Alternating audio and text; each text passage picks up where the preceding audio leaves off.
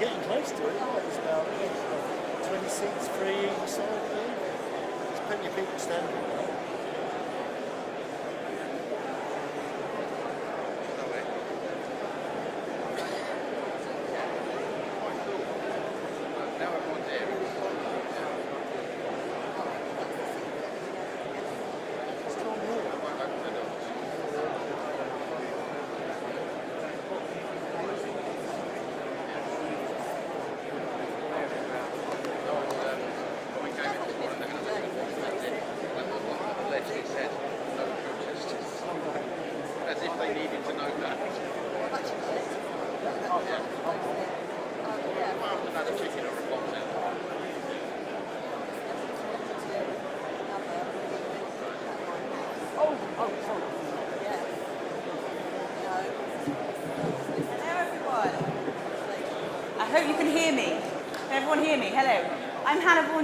Welcome to the 12th of 16 hustings across the country.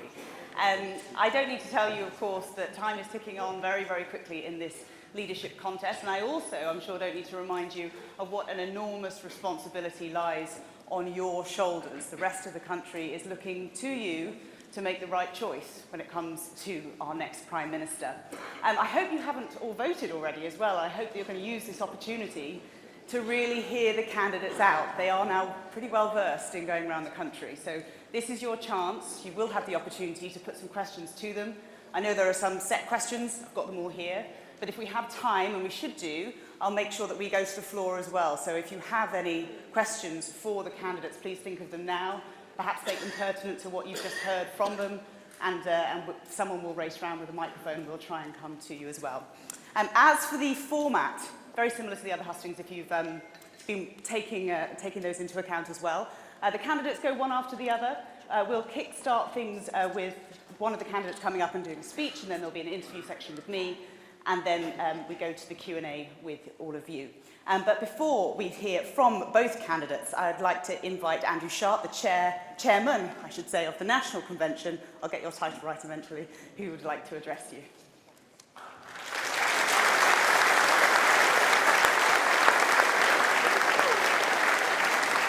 Thank you very much indeed, Hannah. I'm Andrew Sharp, as Hannah said, Chairman of the National Convention. It's an honour and a privilege to welcome you to this, as Hannah said, the 12th of the 16 physical hustings that we're having around the country. And it's great to see so many people here. Hannah said that the country is looking to us to make a sensible decision, but they're of course also looking at us. And it's worth remembering that this process has actually been very good for our democracy. You'll have seen plenty of positive media commentary about previous hustings. The quality of questions has been highlighted as spot on in some cases. And the candidates have both expounded an attractive vision of a post-Brexit Britain that is global in outlook, pro-business, pro-free enterprise, tolerant and optimistic. This exercise is therefore helping dispel some of the traditional media narrative about us and our party. Although, of course, that's not true of all the old lefty hangouts. You know, some of them still insist on trying to do hatchet jobs on us, as we saw in Channel 4 on Monday. And I know that recently the New York Times described us, would you believe, as a fanatical sect. Sect, perhaps, I don't know.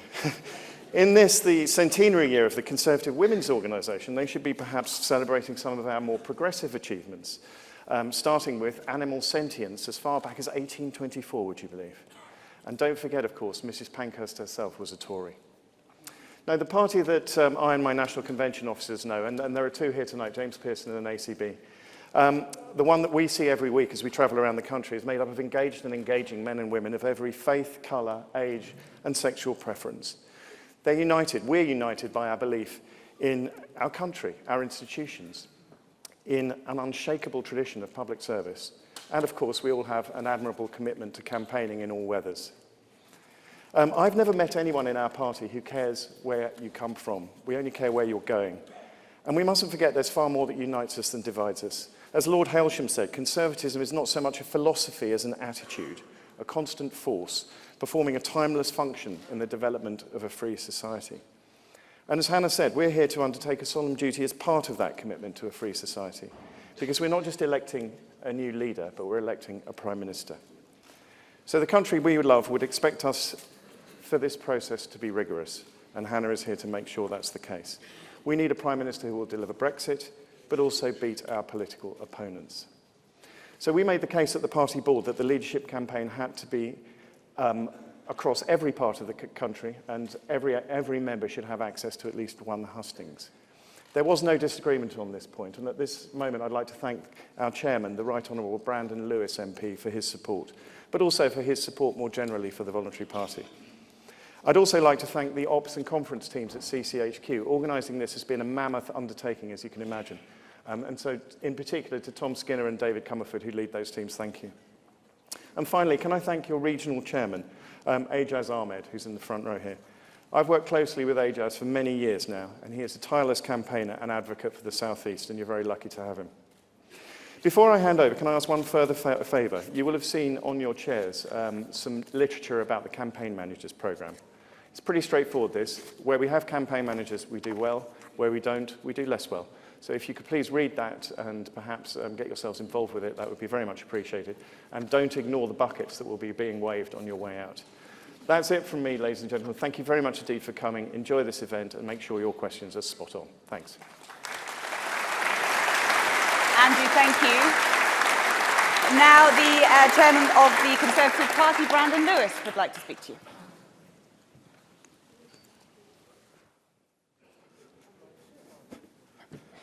Good evening. And if you're just wondering for a moment where those flyers that Andrew mentioned are, that he said were on your chairs, I have a public service announcement. They're not. You're quite right. But when you leave, trust me, you know, we haven't got a raffle tonight, I'm afraid. I know we should have. But as Andrew said quite rightly, there will be buckets, and the team will have some literature and information for you about the campaign managers. Backing up the point that was on the screens if you saw when you came in. Those campaign managers are hugely important for us as a party. They help us make sure we are ready to campaign, to make sure we're ready to hold seats like Hastings with Amber, and to win back seats like Canterbury that we absolutely must win to ensure that we prevent Corbyn from ever getting near Downing Street and returning a majority Conservative government. So please do look hard and think about what you can do to help support another campaign manager. I also just want to say while we're here, a huge thank you to all my colleagues. There's a lot of members of Parliament here tonight. I'm sure everybody has put in their note to my great deputy, Helen Whately, to let her know we're in her constituency tonight. But a huge thank you to everybody for coming. Andrew Sharp is absolutely right. We have gone all over the country. Our two brilliant candidates have gone to all of the 4 nations, and we will have been, by the end of this process, in every single region as well. And in doing that, our party, I think all of us across the Conservative family, have shown what a fantastic party we are. Both from us as members, asking some phenomenal questions, no pressure, but you've got to keep it up tonight, but also from our candidates, who you will hear from tonight, in the sure knowledge that we're not just voting for and choosing the next leader of the Conservative and Unionist Party, but the next Prime Minister. And both of them you'll hear from tonight will be outlining, I think, have consistently done over the last few weeks, a phenomenal vision for the future of our country that shows people across the country that it's the Conservative Party that has got the determination, the enthusiasm, the vision and the ideas to deliver for our country in the future. So please enjoy that part of this evening. I look forward to hearing the questions you've got for our candidates. And just before I hand over, I want to say a huge thank you to Hannah Vaughan-Jones, who's our host tonight. This is the last of the hustings that Hannah is hosting. She's done a series of these for us, including a first of its kind, which was the online live hustings. It's had over 100,000 views so far. So from all of us, Hannah, thank you for joining us for these hustings.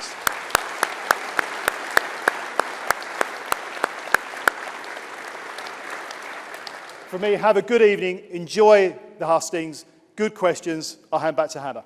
Brandon, thank you very much. Right, the first candidate up tonight is Boris Johnson. So before we hear from the man himself, let's hear from his campaign team. Nice to see you. Hello, good morning. Hello. Yes, of course you can. If I get in, we'll come out deal or no deal on October the 31st. Good man. We'll do that. Thank you very much. Would that make you come back and vote Conservative again? Yes. That's the spirit. Yes. But we've got to have the courage to tell the people of this country that we can do it if we really want to. And that's the only way, actually. And you're the only person that can do that. A lot of teachers are telling me that they feel that the funding per pupil isn't high enough. We need more police out there, but sometimes I think we need More visibility. and stop and search. Yes. Totally with you. I'm scared. My daughter used to live in the road. Yeah. She's at university. Safe big city it was when I used to run it. I can tell you we got crime down by 20%. We've got the murder rate down. It's like Mr. Carnoff, but it's not good. But I also think we need to be supporting the wealth creators in the business sector, because otherwise you're not going to have the dosh to invest. Right. Cut some taxes and you'll get more money in. Would you normally think of yourself as a Conservative voter, would you say? No. No? Ever? Can I ask you a terrible question? Would you consider voting for me? Yes. If there is one lesson from that referendum of 2016, it is that too many people feel left behind, that they're not able to take part fully in the opportunities and success of our country. That's why now is the time to unite our society and unite our country, to build the infrastructure, to invest in education, to improve our environment and to support our fantastic NHS, to lift everyone in our country, and of course also to make sure that we support our wealth creators and the businesses that make that investment possible. Now is the time for us to believe in ourselves and what we can do. And that's why I am standing to be leader of the Conservative Party. Ladies and gentlemen, please welcome Boris Johnson.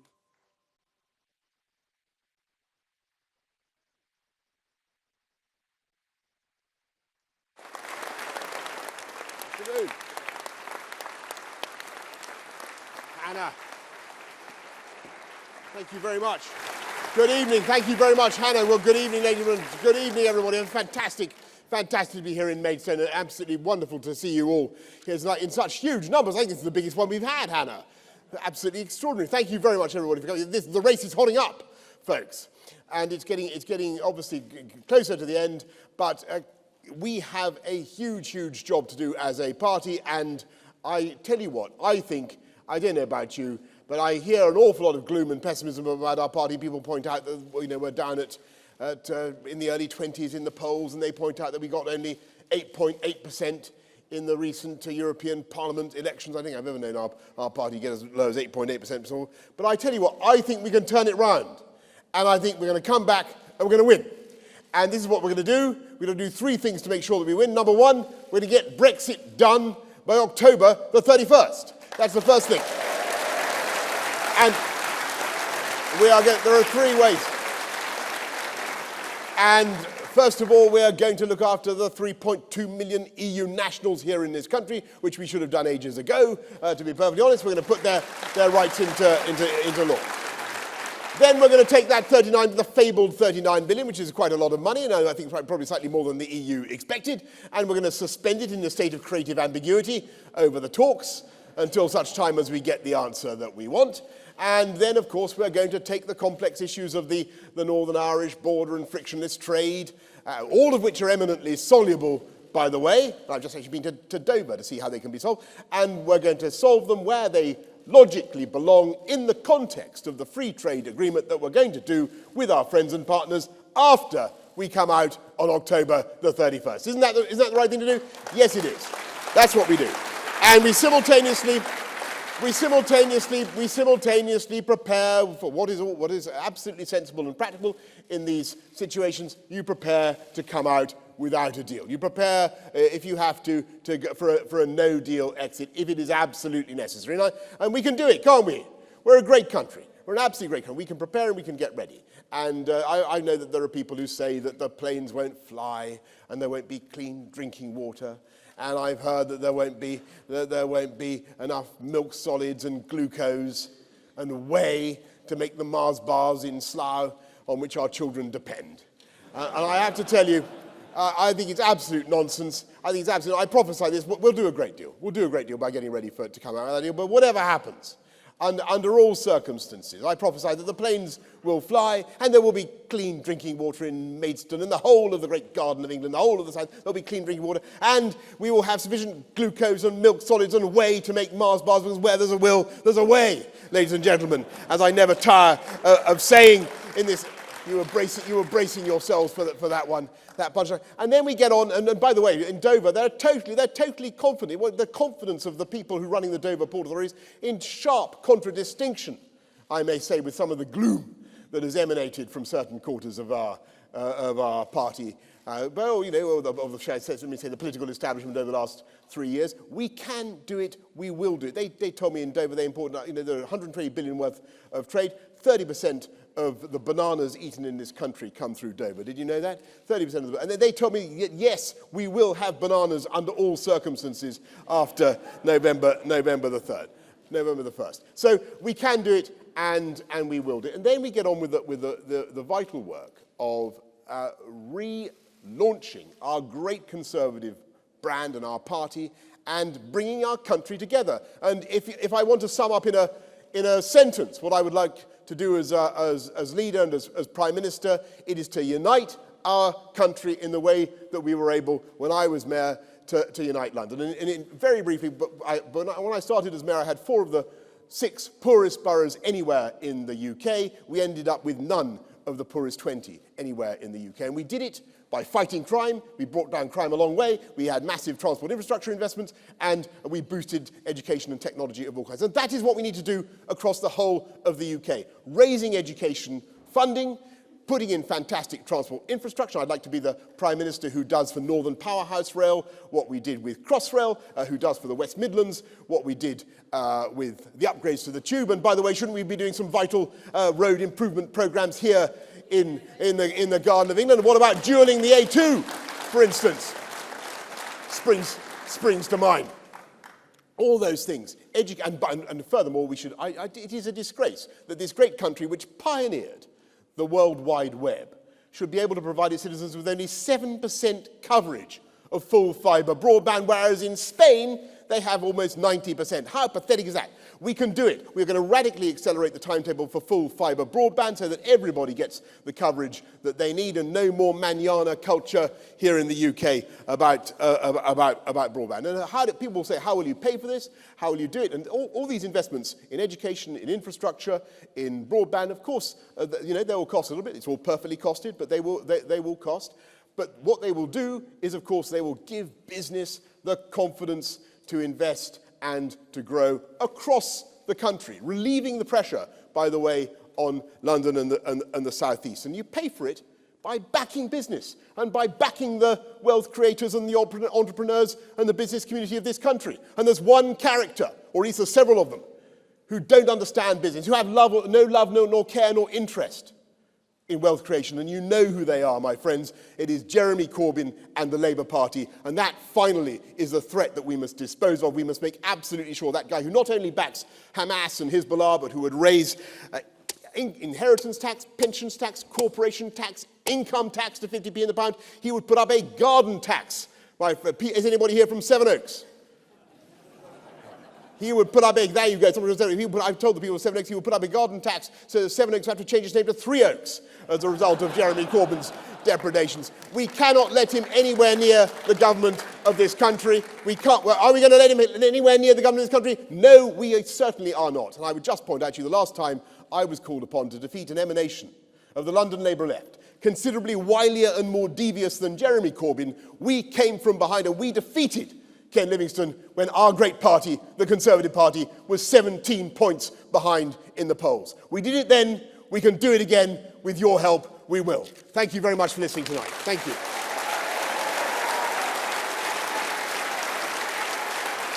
Thank you. Thank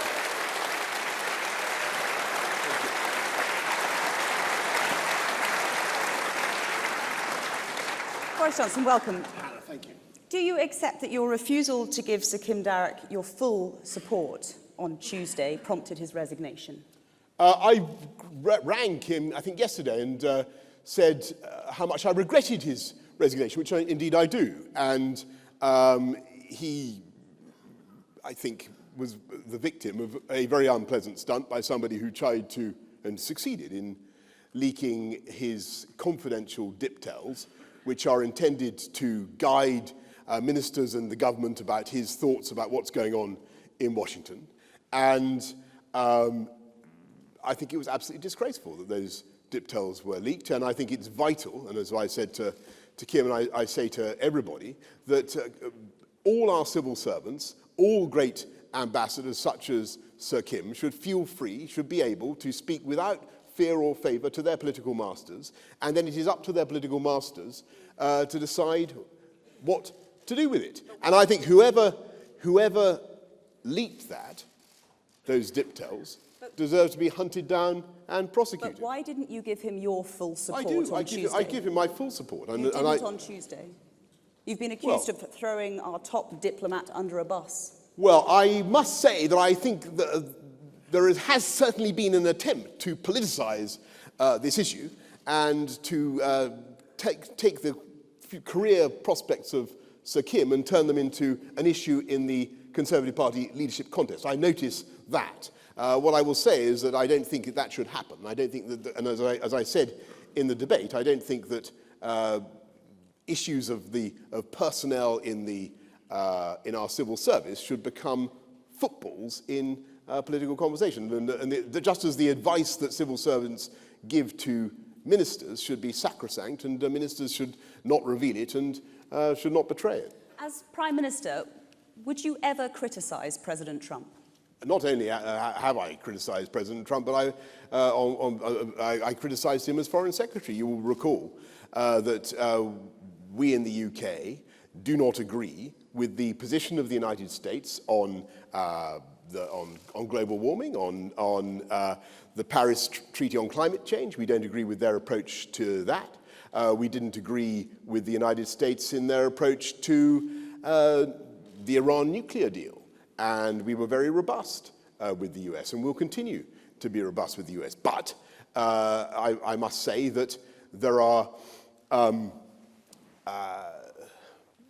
reasons for thinking that our relationship with the United States is the single most important strategic fact of the 20th century, and indeed of our times. You think about 20th century history, America coming in 2 world wars, saving Europe in the way that they did. It was the fact of Britain's closeness with the United States that was absolutely decisive in ensuring that outcome. I think people in this audience tonight would expect the Prime Minister of the United Kingdom to want to have a close working relationship with whoever is in the White House, and that is certainly what I will have, and indeed already have. And you've talked a lot about your close relationship with Donald Trump, but I'm wondering what would constitute or what would bring about your Hugh Grant Love Actually moment when Britain stands up to the big American bully. Well, you've probably forgotten this, Hannah, because it was all so long ago. But when I was mayor of London, I seem to recall that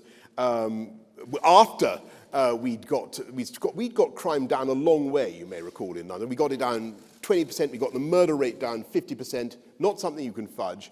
And I think the President said something disobliging about crime in London. Does anybody remember this? It's floating back into my head. President Obama? No, President Trump, not President Obama. President Trump said something disobliging about crime in London and not wishing to visit certain parts of London. And I'm afraid I said that there were certain parts of New York that I wouldn't wish to visit for fear of meeting President Trump, which probably got me. But that was then. And I think if the President is a man who can deal with that kind of thing, he understood that he was saying something about the city I love and I represent, and you've got to. The UK will stand up for the UK interest. The UK will stand up for, and I will stand up for our fantastic diplomats across the world. I just don't think that their careers should be used as political footballs, that's all. So John Major has said that he would seek a judicial review to prevent you from proroguing Parliament, if necessary. Yes, is this the same John Major who prorogued Parliament in order to avoid?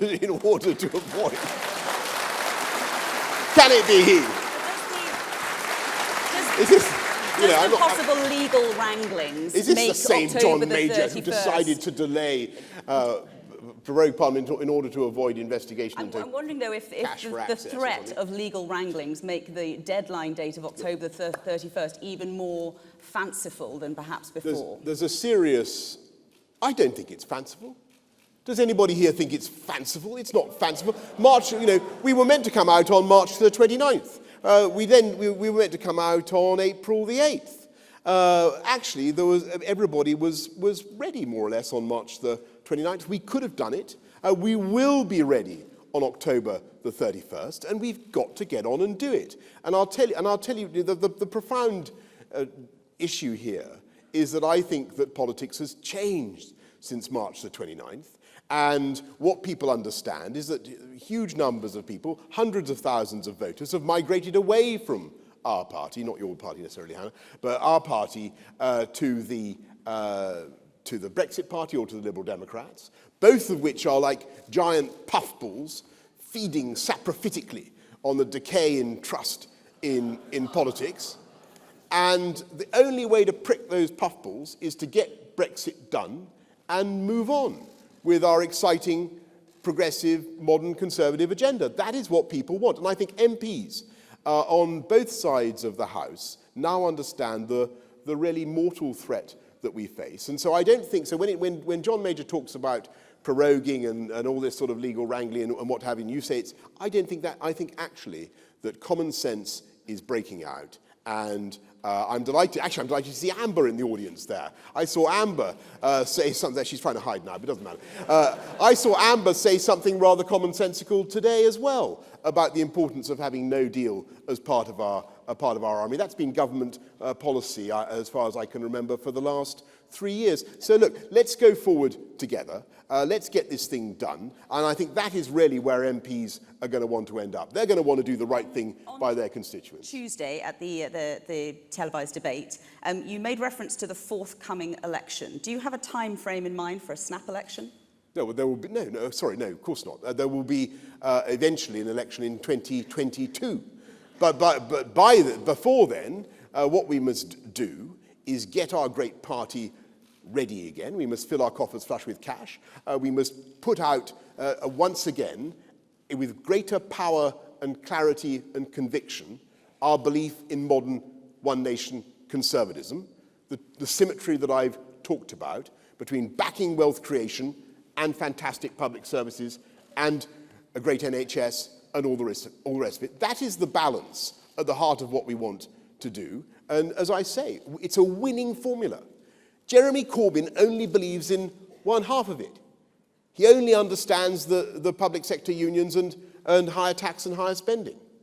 We understand that you need to support wealth creation and that there's a moral good and a moral value in supporting enterprise and families and people who get up early in the morning to get their shops and their businesses ready, because they are actually creating the wealth on which the whole of society depends. And Corbyn has no interest in that. The whole of society, thank you.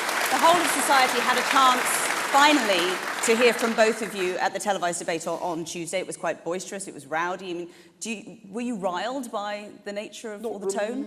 Not remotely. I don't remember being riled. Riled? You weren't then? I wasn't really riled. How would you describe your own temperament? I would say irenic. I almost approaching a state of almost glutinous harmony with my fellow Conservatives. I genuinely think one of the reasons I'm the right person to unleash on this project now is that I'm lucky enough to have the support of MPs across our party. And if you look at what happened in the end in the party in Parliament, I got more than half the party behind me, dozens of Remainers and Leavers, and that, I'm very, very proud of that. But more importantly, more people are still joining in. And what we want to do is to reach out, to embrace everybody, and I will listen and think and do everything I can to bring our party together again, because there are some brilliant minds who have particular concerns and particular interests, and some of them are in this audience tonight, but we can do it. We can bring our party together. There is a common ground, and I think overwhelmingly what we understand is the need to get this thing done, get it across the line, and then move on. Let's hear some of those concerns and questions then. We're going to come to the floor, and the first question is from Jeanette Towie. Jeanette, if you could stand up and wait for a microphone to come to you. Jeanette.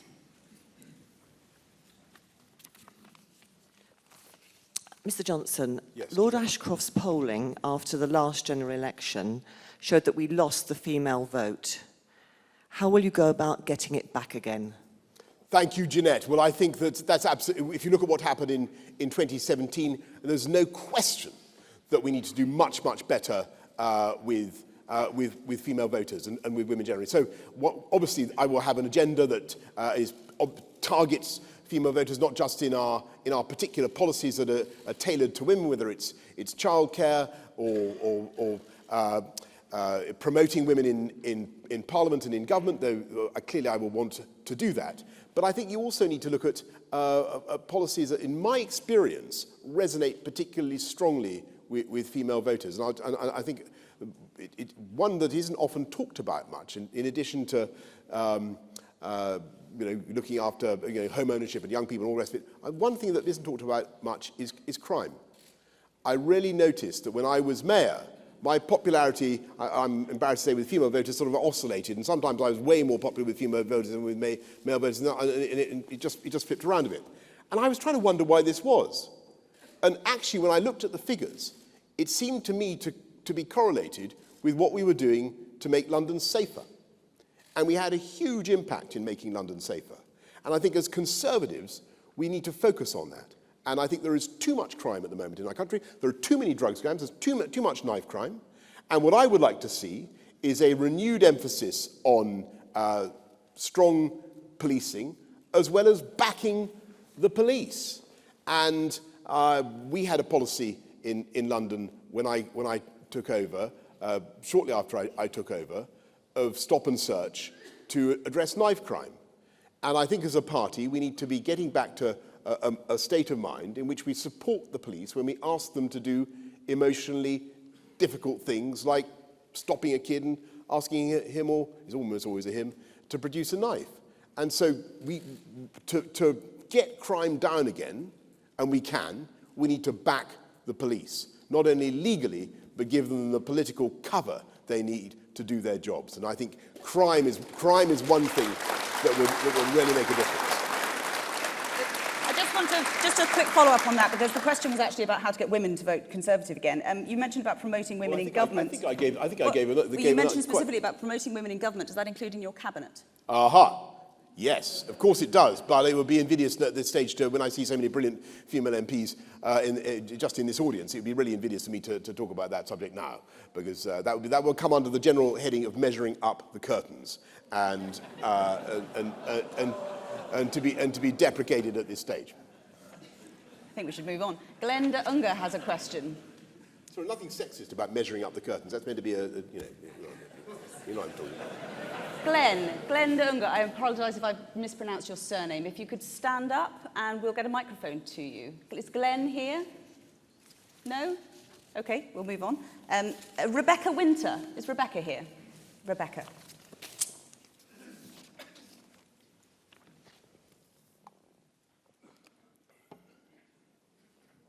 Hello. If the EU refused to renegotiate the deal, something that is very likely, how are you going to sort out Tory party Remainers who would rather bring down the government than let us leave with no deal? Well, thank you, Rebecca. Well, two things. First of all, as I say, I think that the EU will give us a great deal, but the way to get that is to prepare for no deal and to be absolutely resolute and be very positive. And one of the things we're going to do, I was talking about this with Doug Bannister, who runs Dover today, and with Charlie and with others who were there.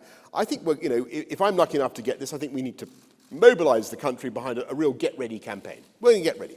And there's a lot of sense behind that, whatever is the outcome on October the 31st, because in the end, in the trade talks that we're going to do, we'll have to start getting ready to change some of the things we do in the long run anyway. So it's an opportunity. Let's take it. Let's get ready. But sorry, just to come to Rebecca's question about the Remainers in Parliament, I don't think, actually, my experience is that it's not Remainers and Leavers anymore. People have different anxieties about different things, and I think overwhelmingly that people just want us to come together and get this thing done. And I think there's a real spirit of compromise now in our party.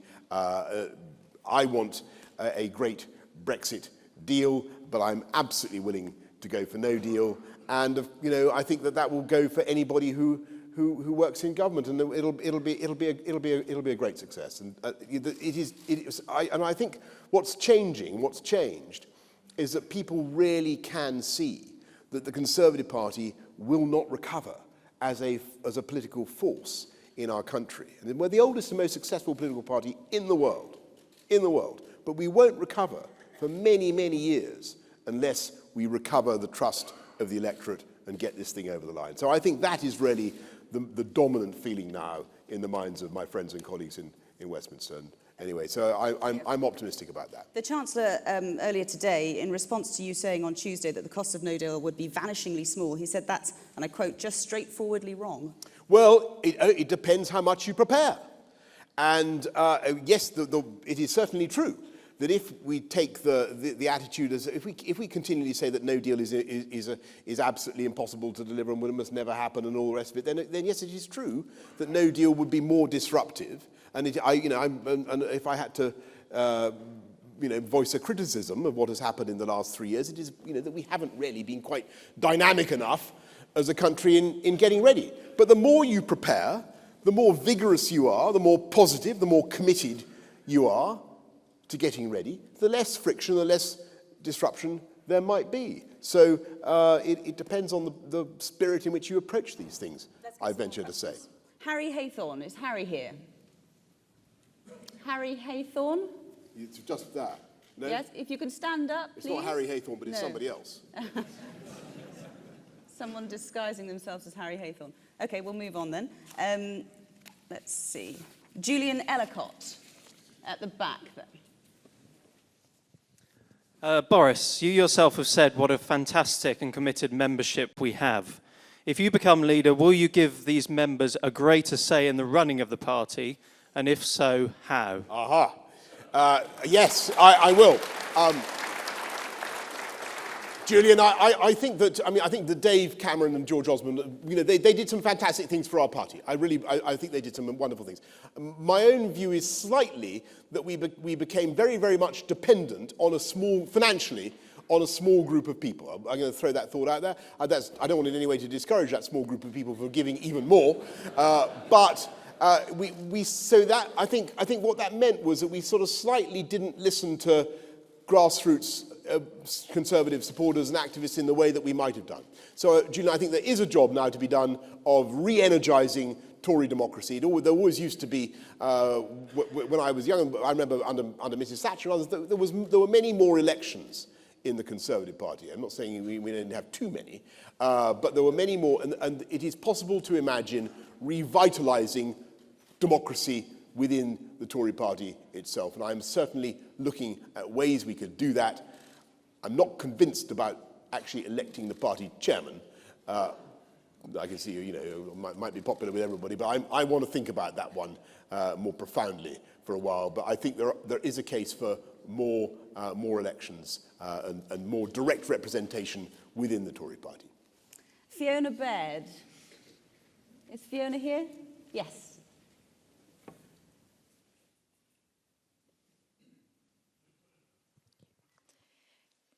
Mr Johnson, given the current manoeuvres by some Tory MPs to get no deal removed from the table, how will you ensure that we can leave with no deal if it becomes the only option? Well, actually, Fiona, listen to what's really happening in Parliament. Time after time, MPs say that they're going to try to take no deal off the table, and lo and behold, it remains on the table. It's a pretty adhesive sort of table. It's there. It remains an option, and it must remain an option. Don't you think so? It's not where we want to end up. We can do much better than that, but we've got to have that as a basic utensil of negotiation. So we're going to do that. And I think, look at the votes that we have repeatedly in Parliament. They keep trying to take no deal off the table, and there it still is. And I think I think I'm speaking for all the MPs I can see here in this room now. We all agree that that's the way forward. So, look, I think we should be full of optimism and courage about this. We're going to get this thing done, and I think MPs are going to come together to do it. Duncan Petty.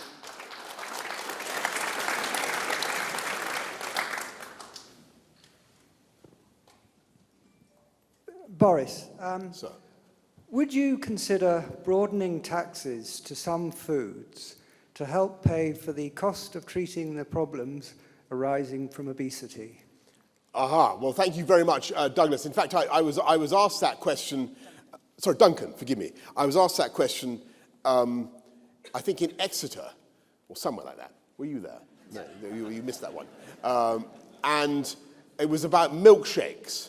And I said that I would want to see the evidence, frankly, that if you put a tax on milkshakes, it would deter people from eating whatever you do with a milkshake. You eat it or you drink it? You drink it. From drinking so much milkshake, but basically it would stop people being so fat. That's the test for me. Will such a tax actually stop people putting on weight? And I speak very feelingly about this. Because this is a big issue. Now, if the evidence is there that it works and it can help people, and very often it's the poorest in society that have obesity can be a very, very major health risk in all income groups, but particularly for lower income groups. If it can be shown to work, if it can be shown to deliver the result that its proponents claim, then of course I've got an open mind about it. But what I also said, and what I believe, is I'd much rather we had a world in which the streets were so safe that kids felt able to walk or cycle to school and to play in public and not feel threatened and lose weight that way and take more exercise, because basically it's calories in, calories out. And I would in my ideal world, everybody would take more exercise as well. Nicholas Fryatt. At the back, please. Boris. Just quickly on post-Brexit policy. Firstly, animal welfare. it's often the first thing that's traded away in international negotiations. Can you commit to ending the live exports of animals to the continent? Secondly, obviously with the Queen 3 years away from her Platinum Jubilee, what better gift from her to the nation, from the nation than a new Royal Yacht Britannia, and as a post-Brexit weapon in our foreign policy. So what do you make of that? Because I know you've backed it before. Wow. Well, under no circumstances would we use a new yacht to transport live animals. Obviously, let's be clear about that. But seriously, that is one thing that we will be able to do. But don't bear in mind, and this is very important. You know, one of the reasons that I resigned from the cabinet is because when you look at the detail of what is implied by the current withdrawal agreement, it would make it impossible for us to vary our laws on live transport of animals. As you remember, this is an EU, this is a single market competence, and there's a great deal of legal dispute about whether we would actually, under the withdrawal agreement that has been rejected, whether we would be able to do that. Once we come out properly, we will indeed be able to tell the very small live shipment interest that was no longer possible, and that it was no longer possible to take live animals in great distress and confusion, which is what happens, very, very long distances. And some of them, by the way, go from more or less from Scotland to Spain to Africa. I mean, this is a really terrible business for these animals, to North Africa. So we would be able to do that. As for the new Royal Yacht, I mean, I think the crucial thing is that it should be something that Her Majesty herself actually wants, and I have not established that. I don't think we should embarrass her. Let me put it that way, by imposing a yacht on her that she, you know. Do you know what I mean? I think we need to discover somehow, tactfully. Perhaps you have some contacts.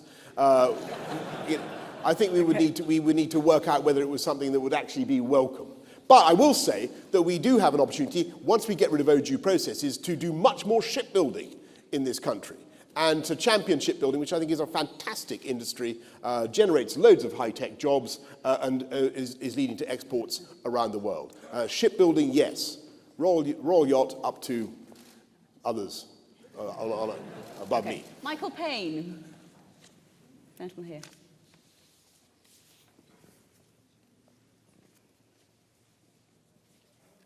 Good evening, Michael Payne, Tunbridge and Malling, and welcome to the home of the Kent County Agricultural Show and Society.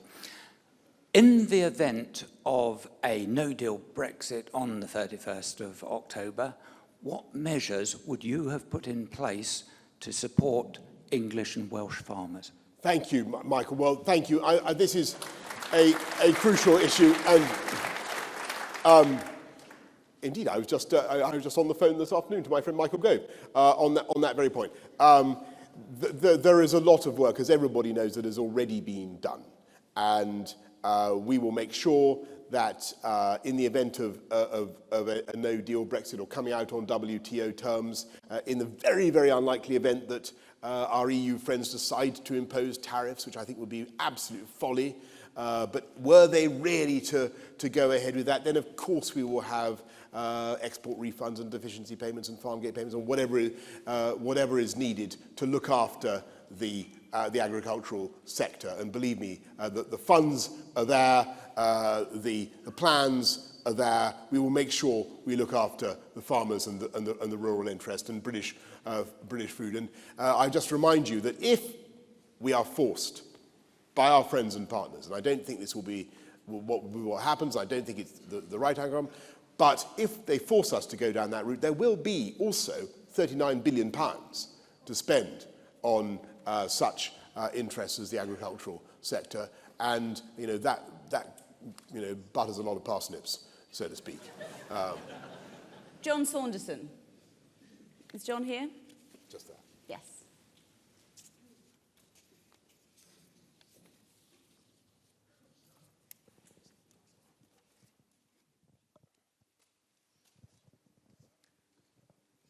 Good evening, sir. My question, when you're Prime Minister, Well, we've got a long way to go. We've got a long way to go. Yeah, we've got a long would you consider allowing a free vote in Parliament on repealing that dreadful bill by Labour on the ban on hunting with dogs?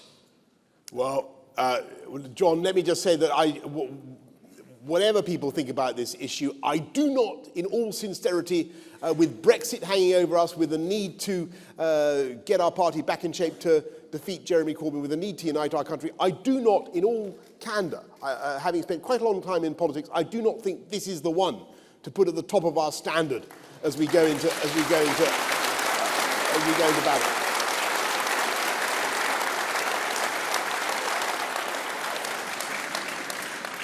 Alistair Goulden. Is Alistair Goulden here? Oh, no, you thought you might be, but you're not sure. Oh.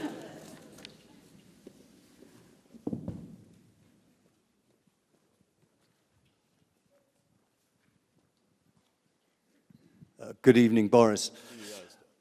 Boris, good leaders surround themselves with excellent people and let them get on with the job with a minimum of supervision. Are you prepared to allow your team to deal with the detail while you direct the strategy?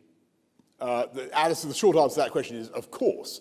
But I just want to allay anybody's anxieties. I am a glutton for detail. I'm rather fed up with this constant assertion that I don't do detail. I love detail, but I want you to know that we will also have a fantastic team. I don't think there has been a time in my political lifetime when the Conservative Party has had so many talented people on our benches. I really don't.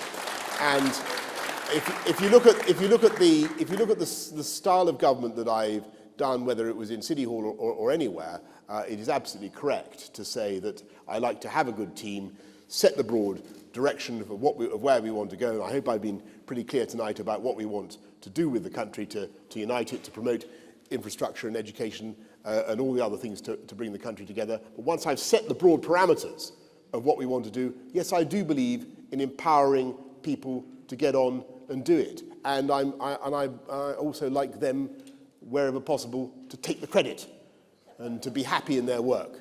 Because James Hollis. Just to the left, my left.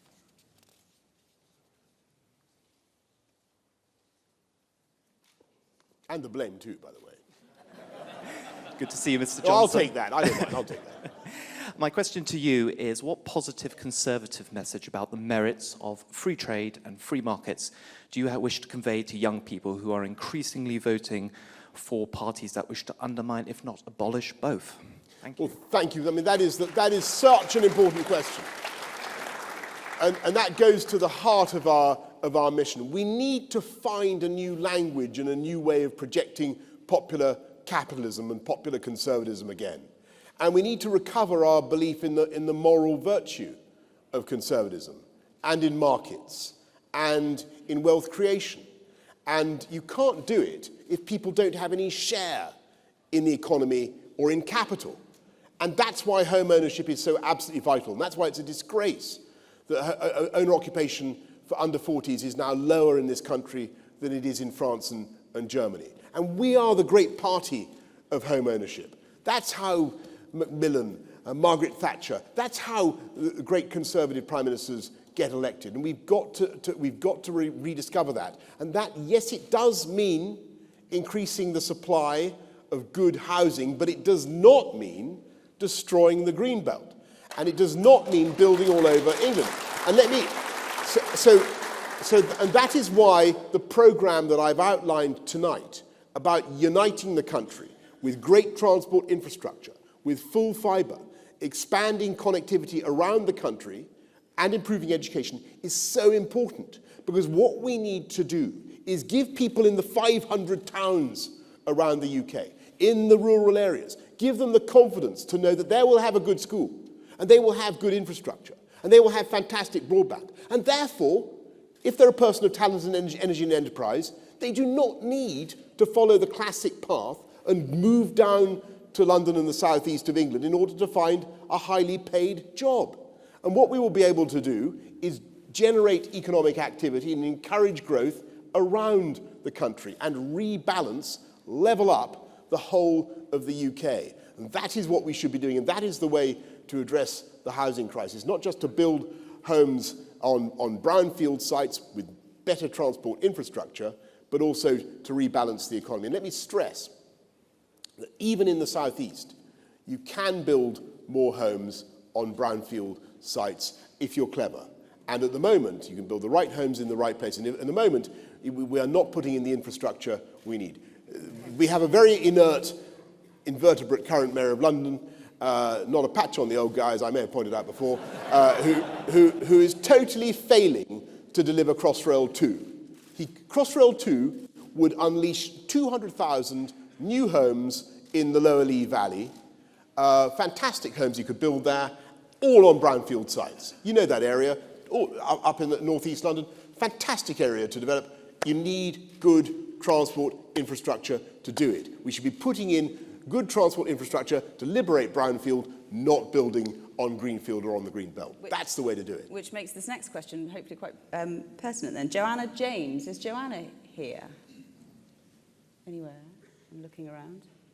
Oh, I can't ask it then. Oh, what a shame. It was a great question. Well, let's read it out. Well, while your City of London cycle lanes lie empty, my engineers are failing to meet critical response times. Will you admit that you should have routed the cycle lanes via the privately owned back roads? They're not privately owned. They're owned by the boroughs. They're not privately owned. Nobody owns them. They're the Queen's Highway. We don't have private roads in London. But what I totally reject that. Let me tell you, we had as everybody may remember, in London, we had a terrible spate of cycle deaths, very largely of female cyclists who found themselves in conflict with lorries that were turning left. And time after time, my staff would be called to appalling scenes of incidents involving cycling fatalities. And we also had more and more people wanting to cycle, because it's a beautiful thing to do. It's the only way to get around. It's fantastic. I mean, I love cycling, okay? I'm not going to hide it from you. And we needed to reduce the deaths because cycling was taking off, and we put in cycle superhighways, and they have actually been a fantastic success. They've been a fantastic success. They have cut KSIs, the number of people who are killed or seriously injured cycling on the streets of London, in absolute terms, let alone in relative terms, whilst the number of cyclists has more than doubled. And in a city like London, we've just been talking about obesity. It's absolutely vital to get people on their bicycles and to get them get cars off the roads. And I'm going to stick, and more, I will go further. And I'm possibly sort of I'll worry you now, but I do think that we should be doing more to promote cycling across the whole country. And I think there are things you could do. I think there are, so yes, it is. But I think there are things you can do to build fantastic greenways across the whole of the UK, which will, I think, promote cycling from village to village and city to city. Robin Saunders. Is Robin Saunders here?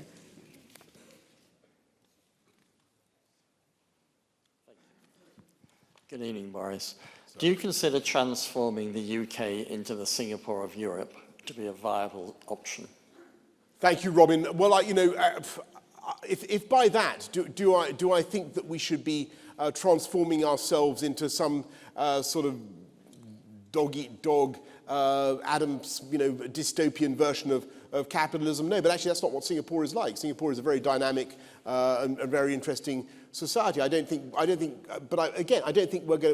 comparison should be drawn with any particular other economy. We are going to be, by 2050, on current projections, we will be the single most prosperous economy in the whole of Europe. And we're going to get there by a modern conservative approach, which is based on championing wealth creators, cutting taxes where we can, and some taxes, as you know, can be cut whilst increasing yields, such as corporation tax and others. We can do that and get more money in for the exchequer. Encouraging business. I think business rates are too high at the moment. Doing what we can to cut tax for individuals as well. And I think that's the right thing for Conservatives to do. What we want is a high wage, low tax economy, and at the same time championing our public services, whether it's transport, the police, or the NHS. And that is, I think, a winning formula. So what I want our country to be is that just, I said London was the greatest city on earth, and people looked at me as though I was a bit, sort of Trumpian. But I think it is the greatest city on earth. It is. By many objective standards, it is. I want the UK to be the greatest place to be. And it can be, and it is. And we should be more positive about our country and what it can achieve. It doesn't have to be like Singapore or anywhere else. It can simply be the greatest place to be, to raise a family, to send your kids to school, have a party, whatever. Tom Cannon.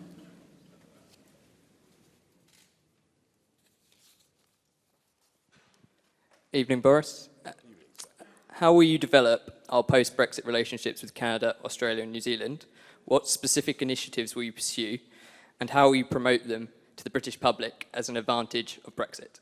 Well, our relations with Canada, Australia and New Zealand are already fantastically close. When I remember proposing ages ago that there should be a sort of Five Eyes visa, and didn't find favour with the Home Office of the time, as far as I can remember. But I think people don't realise quite how close those relationships are, particularly on intelligence and security and on defence. I was up in Govan the other day looking at the building of these incredible new frigates. That we're selling 9 of them to Australia. We're selling them to Canada as well. We're going to sell them to New Zealand. We just got to sell them to Donald Trump, and we've done all 5 of the Five Eyes. And that is a measure, and that business is going to generate jobs for young people in Glasgow, literally for the next generation, for decades to come.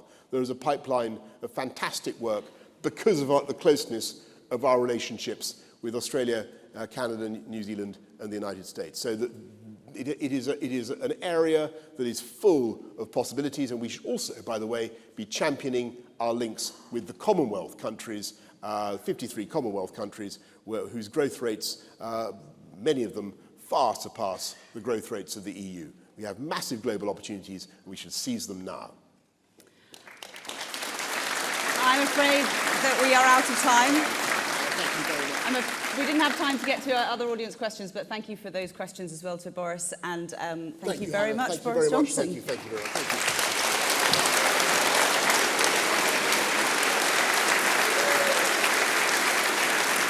Now, don't go anywhere. We move very, very swiftly on to the next candidate, of course. So, the next candidate to speak to you will be Jeremy Hunt, but before we hear from Mr. Hunt, let's hear from his campaign team. The most striking quality about Jeremy Hunt was his unwavering commitment to get results. I think perhaps part of that is to do with his background in business. No matter what the obstacles were, he was prepared to push through them. He wanted to get results. I've seen him deliver on the things that matter most to the British people.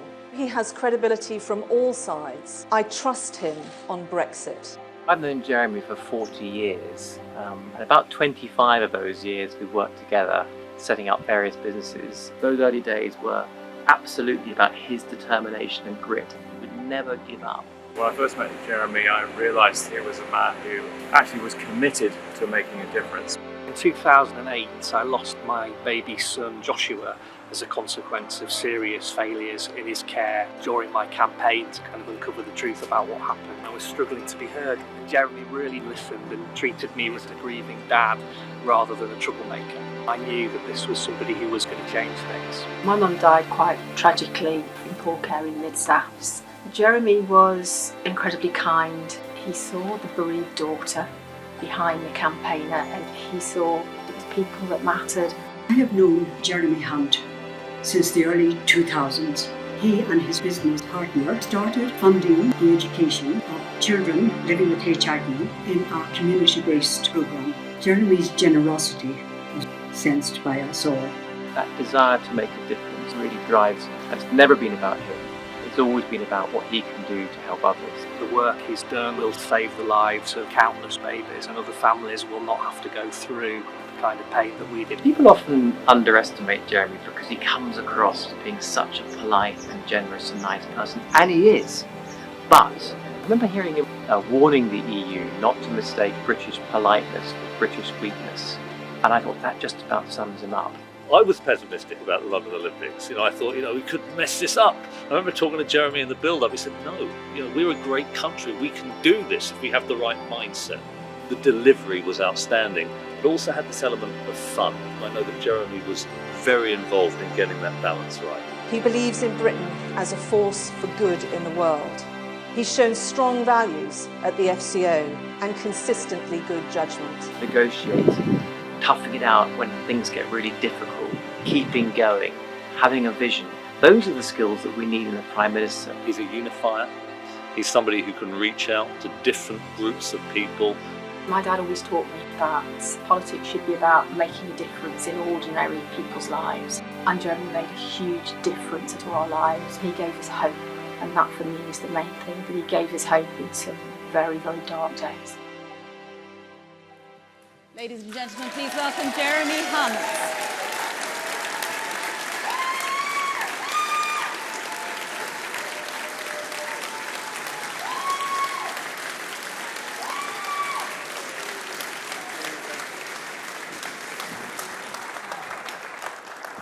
Well, good evening, everyone. Thank you, Boris. Fantastic warm-up act.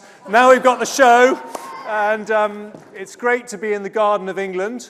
As Foreign Secretary, I have the use of Chevening, so I have my own garden in Kent, and I have noticed that your gardens here are slightly bigger than our gardens in Surrey. But we are so lucky to have the use of a beautiful house, and I am here to tell you about the exciting things that I want to change as Prime Minister, but with some apprehension, because I discovered that the Mayor of Maidstone was the person who gave the death penalty to Charles I. And I'm rather hoping that you will be a bit more generous to the runner-up in this contest, because I want Boris in my cabinet.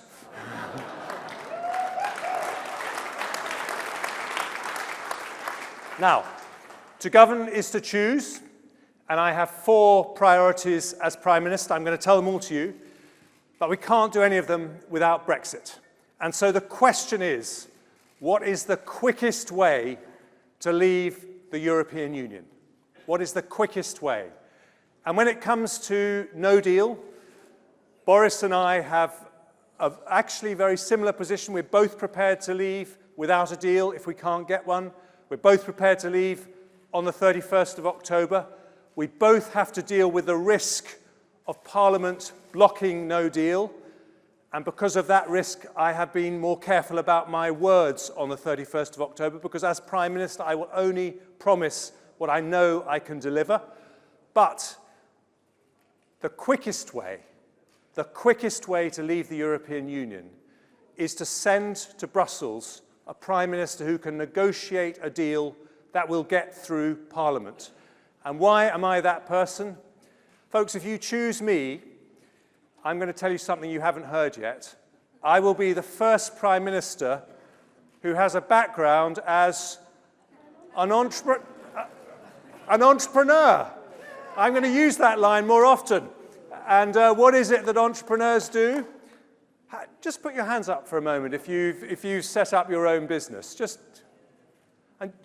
look around, because this is incredible. This is our Conservative Party. We are the party of doers, wealth creators, job creators, and this is what is so fantastic. And what we do as entrepreneurs, we negotiate with our suppliers, with our customers, our contracts, our leases. We negotiate, and that is what I'm going to do for our country as we deliver Brexit. And then we're going to have those really exciting things that we can do about our future. Now, as someone who set up their own business, I want to fire up our economy, help young people do what I did, turn us into the most pro-growth, pro-enterprise, pro-business economy in Europe. What's our opportunity? Well, in 10 years' time, we won't be talking about Brexit, I hope.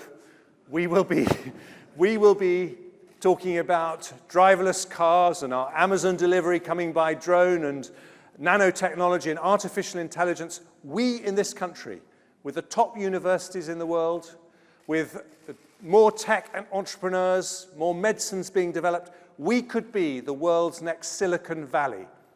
And why does that matter? On the cusp of all these changes in technology, it will set this country up for the 21st century. We would park an economic jumbo jet on Europe's doorstep. And in any trade negotiations, they will need us every bit as much as we need them. And that's what we want, ladies and gentlemen.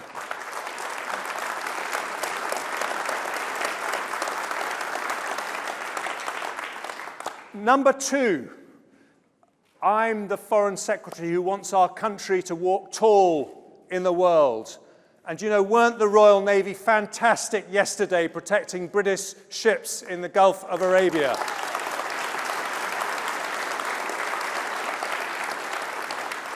I'm going to put more money into our armed forces, not just because my dad was in the Navy all his life, but that may be one of the reasons, but a much more important one is because the world is becoming more dangerous. And most importantly, at the point of Brexit, I want the world to know that this special country that has always stood up for democratic values, for the security that you need in the world, this country is strong and confident, its voice is loud, and we will stand up for our values, won't we, ladies and gentlemen? That's what we're going to do.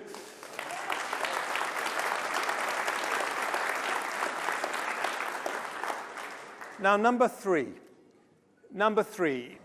we have got as Conservatives, not just to have an economic mission. You saw those hands go up, all the wealth creators. Everyone knows we can do that stuff, but we've got to have a social mission so that people understand our compassionate values.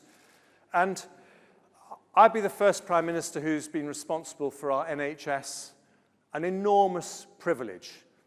But actually, I want our social mission to be education. Still in our country, nearly a quarter of primary school leavers can't read or write properly. And we are the party of opportunity for everyone. We want there to be a ladder for every young person to climb. I want us to be the party, the Conservative government, that ends the scourge of illiteracy in our society. And the first rung on that ladder is to be able to read. And I want us to be able to promise every single young person in our country, we will make sure you get onto that first ladder, because we are the party of opportunity.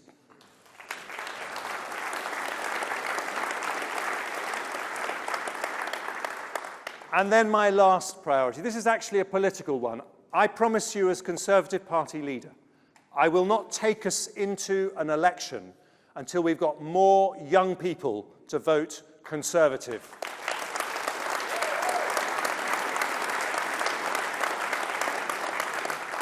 We can't be the party of aspiration if the most aspirational people aren't supporting us. And I've got a whole lot of policies, we maybe talk about them later, for young people. But there's a particular reason, and that is because the heart of Corbyn's success at the last election were his fake promises to young people. And we have got to win them back. And that's what we're going to do, and we're going to do it. We're going to do it. Because if we ignore the threat of Corbyn, we ignore the most ruthless, dangerous, anti-Western, anti-British, hard-left Labour Party we have ever had in our history, the biggest danger to our country. And faced with that threat, faced with that left-wing populist, we could choose our own populist, or we could do better. We could choose our own Jeremy. And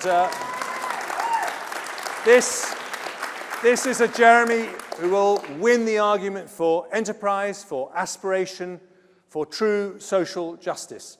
Ladies and gentlemen, get this big moment in our history wrong, and we could have no Conservative government, no Brexit, maybe even no Conservative Party. But get it right, and we can deliver Brexit, unite our party, unleash the extraordinary potential of our country, and send Corbyn packing. And that's what I'm going to do. Thank you.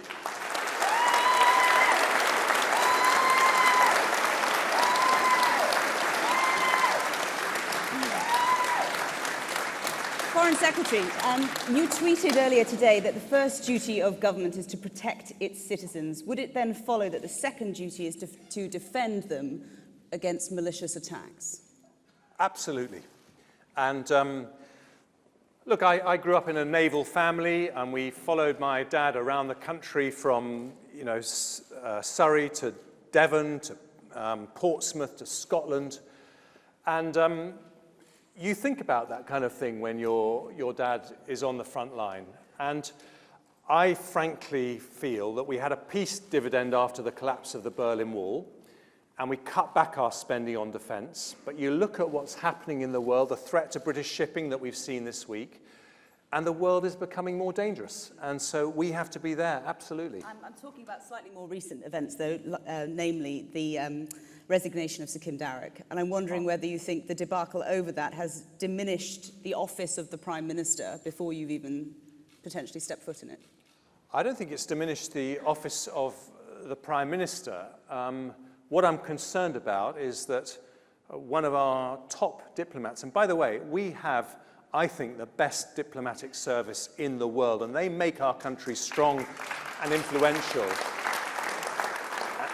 And he was doing his job, which was to give frank opinions, his own opinions about the political situation in the country he was serving in. And when he did that, there was a very unfortunate leak, and he came under attack. And I wish he was still in his job, because he is a fine diplomat, and he should still be there today, and I think it's a great shame he isn't. Have we, as a country, been bullied into submission?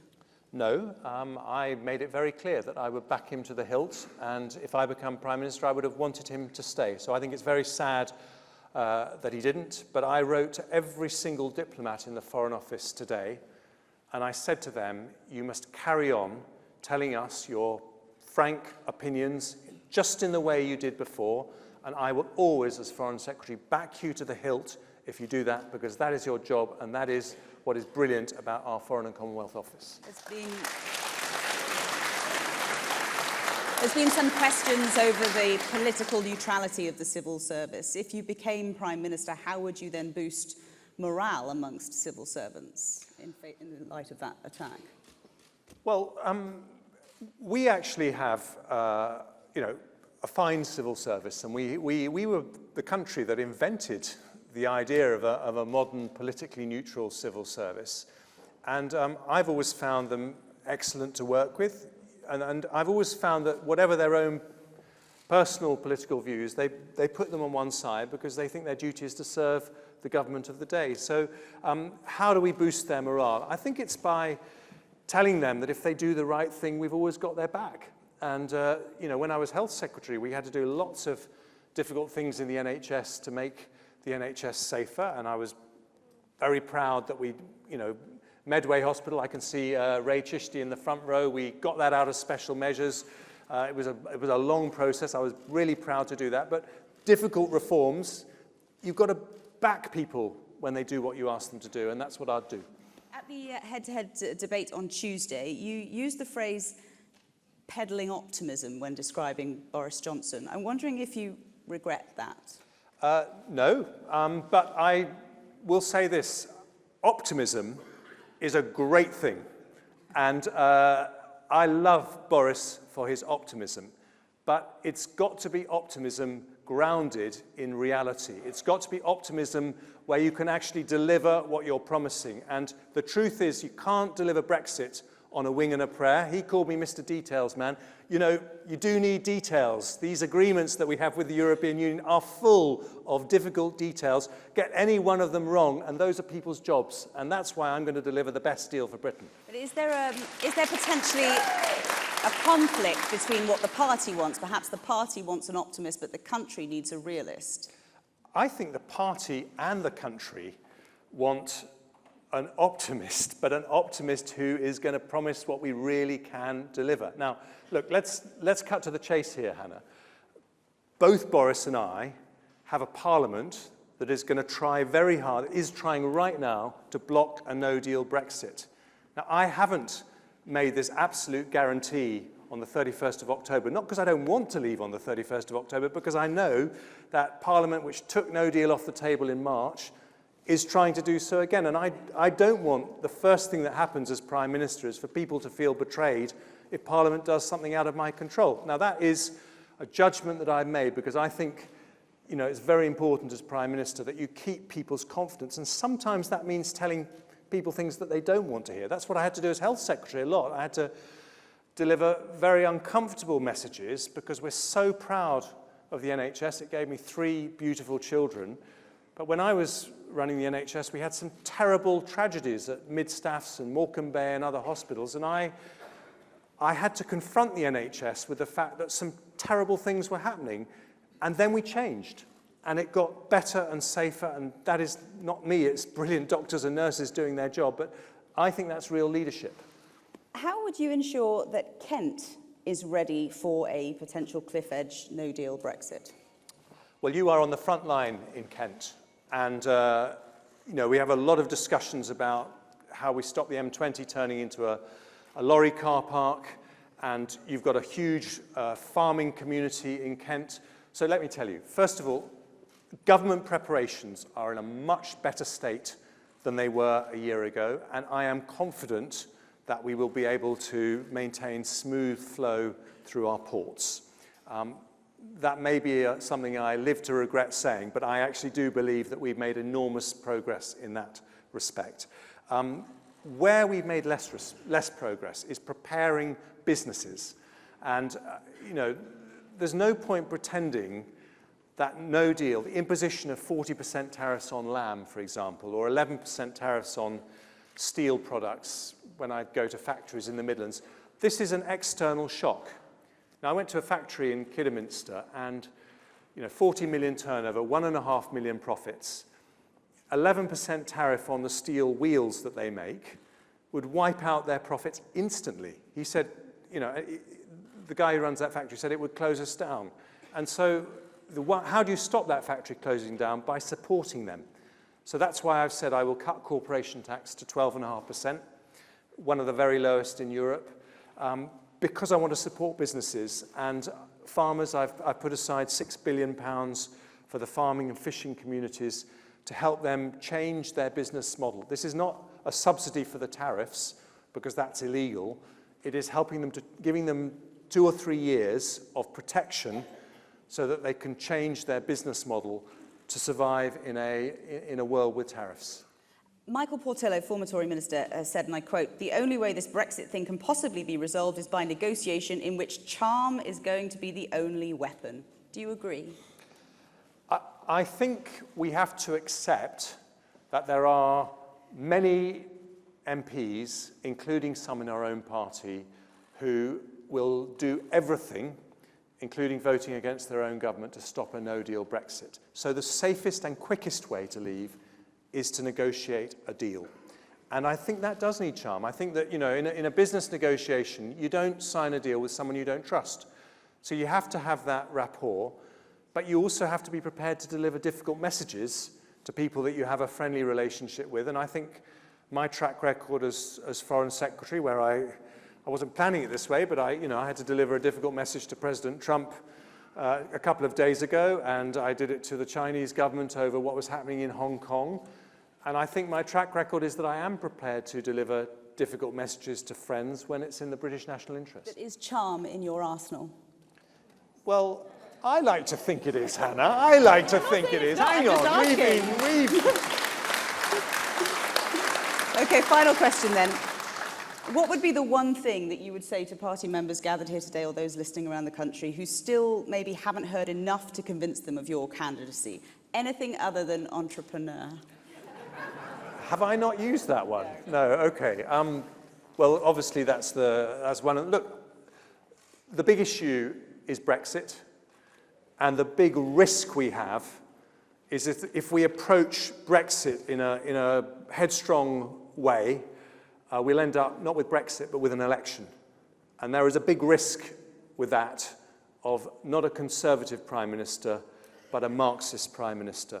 So this is a situation where choosing someone who can pick our way through Brexit, get the details right, negotiate that deal, but make careful preparations for no deal in case that doesn't work. This is truly the quickest way that we will deliver Brexit. So I think, I say this with some irony, but I think, people like Jacob Rees-Mogg, Steve Baker, who are our most passionate Brexiteers, the best person, the best Prime Minister for them is actually Jeremy Hunt. I will deliver their Brexit with more certainty because of the approach that I'll take to this problem. Okay, thank you. It's time for questions from the floor. Derek Ross. Is Derek Ross here? If you could stand up. Yes, at the back.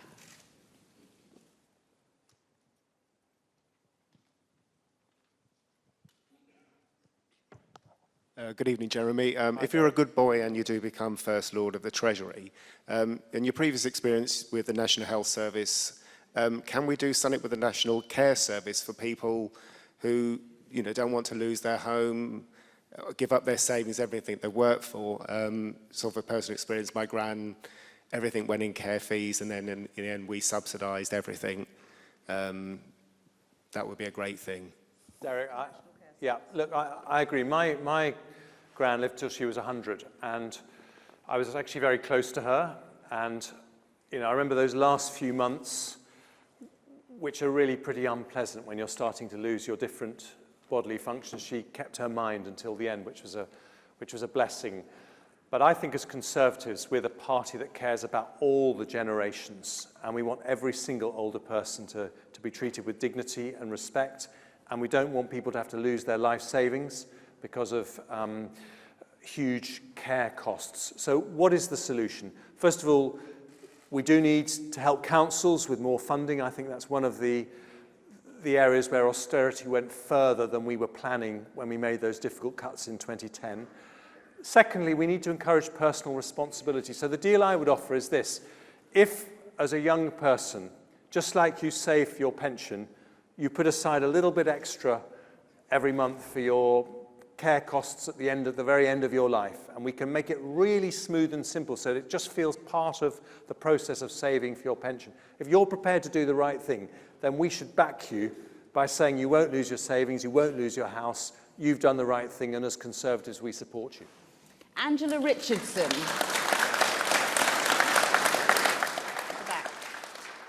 Good evening, Mr. Hunt.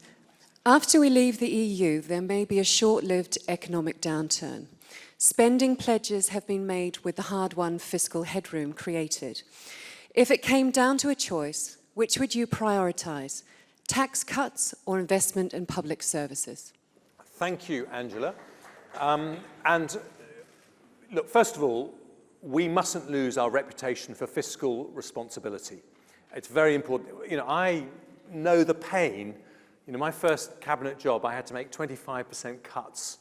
It was really, really tough. And that was because of Labour irresponsibility, which made the financial crisis far worse than it might have been for our country. So we mustn't lose that. And my rule is that I will continue to reduce debt as a proportion of GDP over the cycle so that we are reducing debt for future generations, not increasing it, which I think is the Conservative thing to do. Why? The biggest spending pledge that I've made, which I'll make deal or no deal, is a radical cut to corporation tax to Irish levels. And some of you may wonder why I have not chosen a more popular way to spend money, because this isn't the thing that you get on the doorstep. Please, can you cut corporation tax?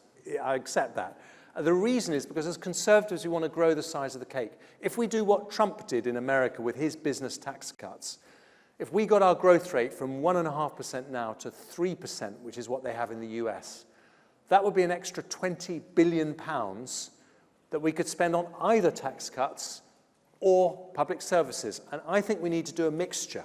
People need to know that the public services are safe with the Conservatives, that we'll spend money on our NHS and social care system and more police numbers. But they also need to know that we are bringing down taxes. And I would choose the lower paid first, because I think we have to recognise that the cost of living is a big issue for the electorate. But that's how I would approach it, grow the cake. Lena Dimitri. Is Lena Dimitri here? Yes, to the far left, just 5 or 6 rows back. Someone's running, don't worry.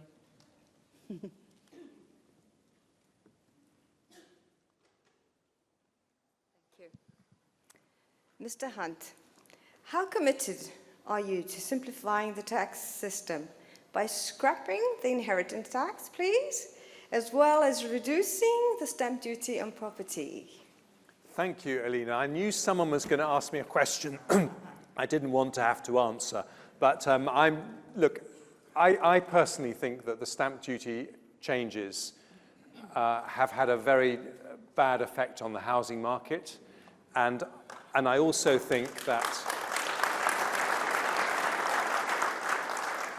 there's something inherently unfair about inheritance tax, given that you are paying tax on money that you have already paid tax on. And one of the fundamental...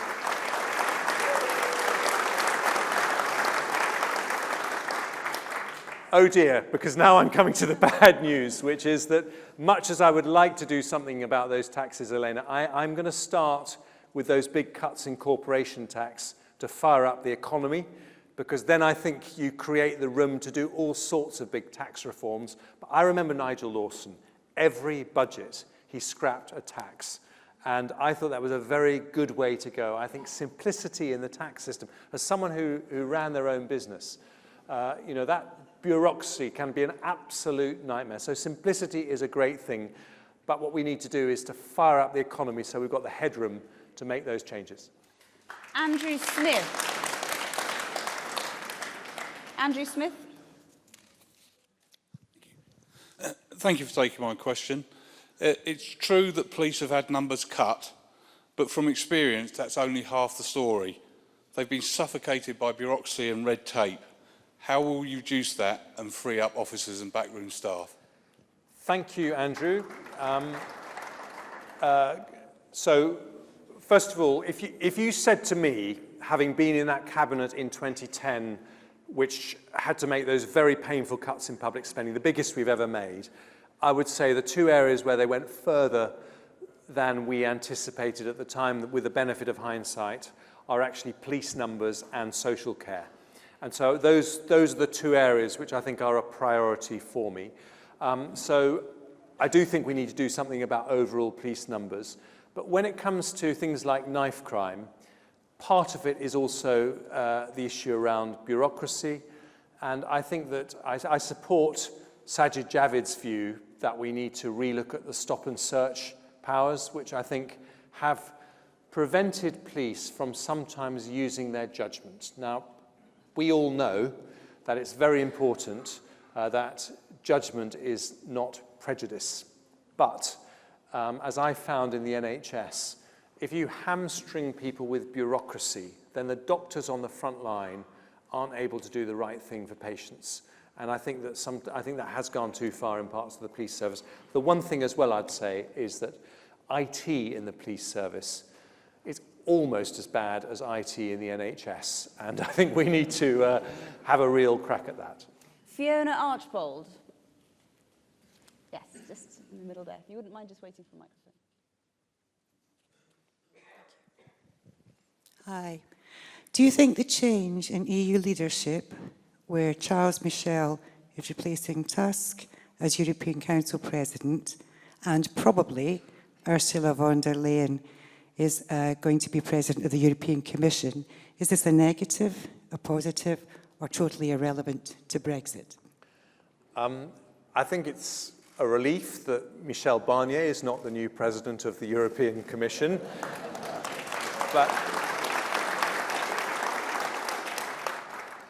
But I will say that I haven't met Ursula von der Leyen, but I've heard good things about her.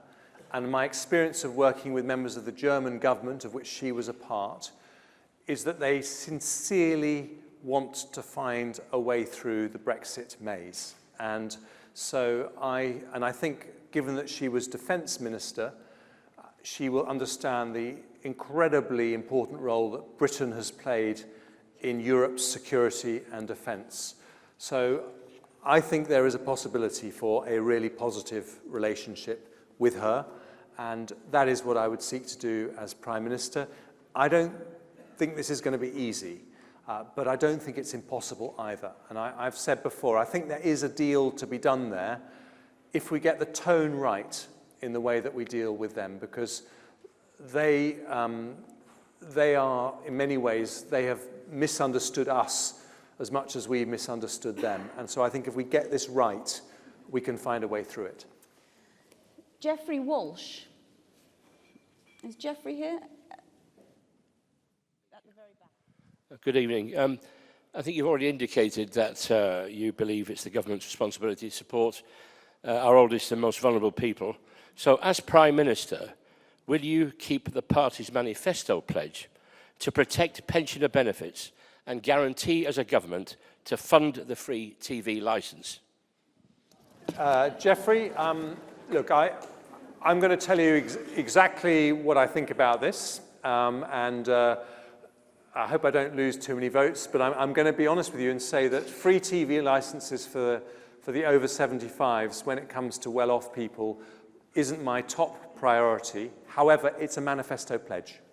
So I will honour that manifesto pledge because we have to be a party that honours our pledges. We said we would protect pensioner benefits for this Parliament, so we must protect them.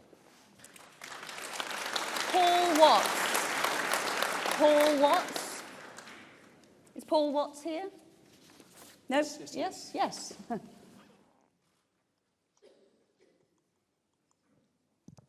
Evening, Mr. Hunt. Good evening. The world is kind of moving at breakneck speed towards changing of transportation systems to electrics. So cars, planes, trains obviously, but even boats, ferries. So what are you going to do to make Britain at the forefront of this and all high-tech stuff? Well, thank you, Paul. As I mentioned in my speech earlier, I think our big opportunity is to become the world's next Silicon Valley, and I think at the start of the nearly the start of the 21st century, it's worth us remembering that the thing that was the making of this country into one of the greatest countries in the world was the fact that we were the first country to have the first industrial revolution. That started in this country. And we're now on what's called the fourth industrial revolution, all these big changes. And because of our great inventiveness and creativity, we could be the first, or one of the very first to do that. So that would be my big play for our country to go for that. But you asked about electric cars. I think, unfortunately, we are going to have to be digging up quite a lot of roads to deliver fibre to the home so that we all have 1 gigabyte fibre connections to our homes over the next few years. My proposal would be in our towns and cities where we have on-street parking, why don't we put in electric car charging points at the same time as we dig up the roads, not at another time, so that we can move our towns and cities to being all electric car. I'm actually looking at my wife in the front row. She wanted to buy an electric car in London, but we didn't because we didn't know where we could charge it. And so I think this would be a great way that we could promise to people that we would have pollution-free cities in a decade, all electric cars in a decade, if we could get those charging networks working. And so that would be my plan. George Whiteside. George Whiteside, over to the far right. Just waiting for a microphone. Do we just wait for a microphone, please, sir?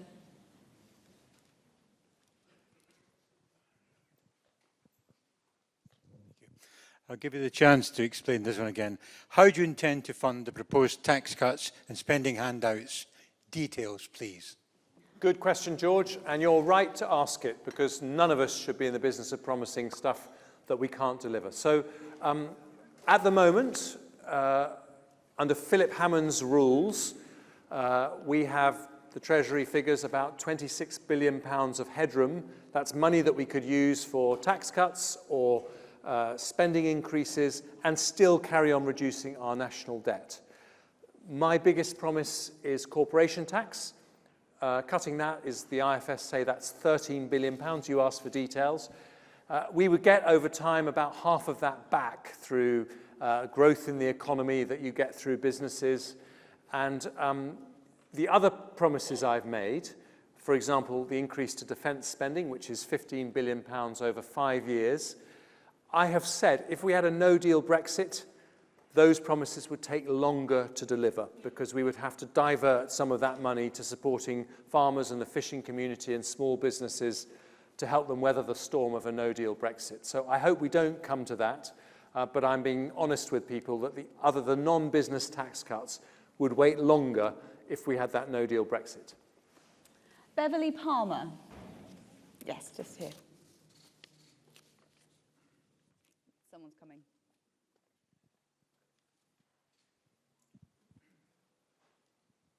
Thank you. If the referendum was being held tomorrow, how would you vote, remain or leave? And give 3 reasons why you would vote for your choice. Good. Okay, well, I can actually give you 2. I would vote leave. And the reason I voted remain before, as I'm sure you know, because I believed the forecast that said that the moment that we voted to leave the EU, the economy would crash, house prices would fall, share prices would fall, we'd have to have emergency budget, cutting funding for the NHS. You may remember some quite senior people in our party were saying those things, and I was health secretary at the time, and I was concerned about the impact on the budget.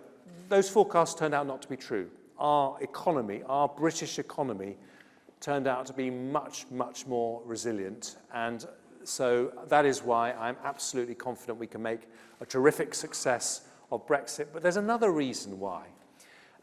And that is that unlike millions of people who voted Remain, who are Democrats, and I go around the world and people have a whole lot more respect for Britain than we sometimes have for ourselves.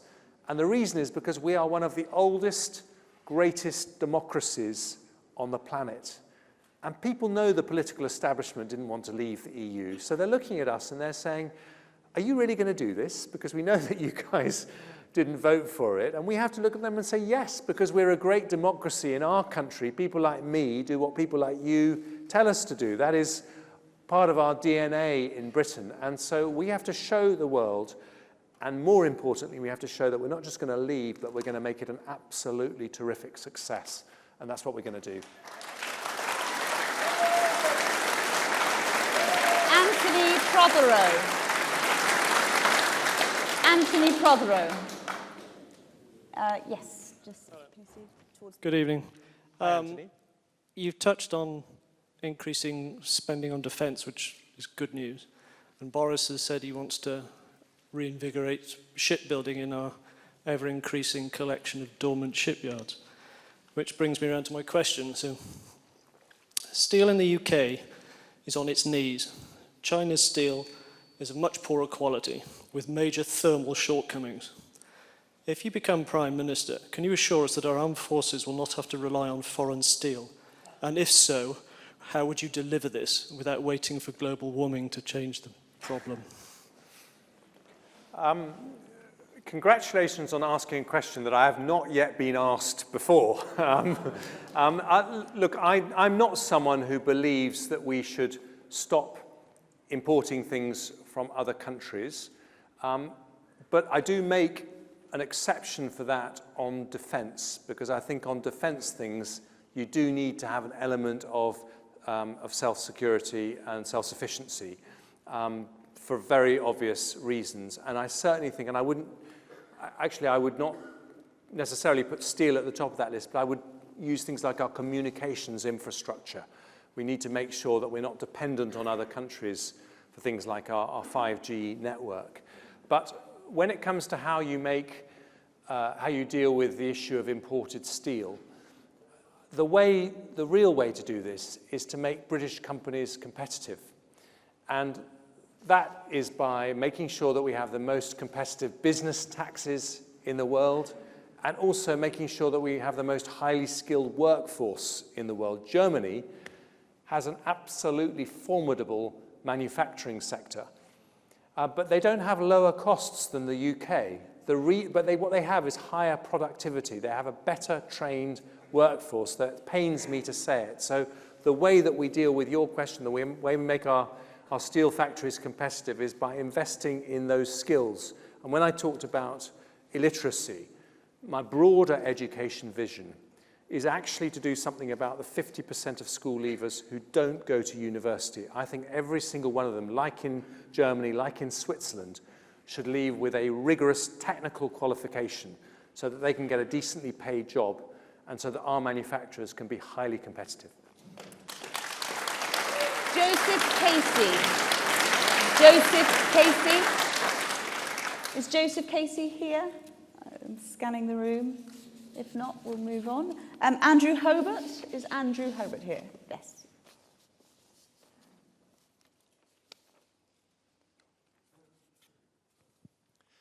Hello, I'm not an entrepreneur, I'm an NHS consultant. Jeremy, do you agree that effective marginal tax rates of more than 50% disincentivise work and are fundamentally wrong? And if so, would you commit to moving towards reforming existing tax rules, such as Gordon Brown's tapered withdrawal of the personal allowance and George Osborne's tapered withdrawal of the annual pensions allowance?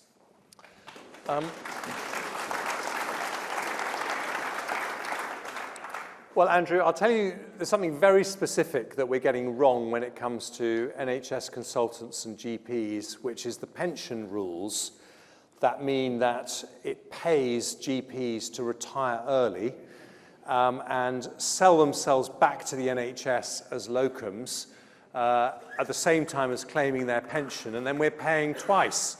And it's completely nuts.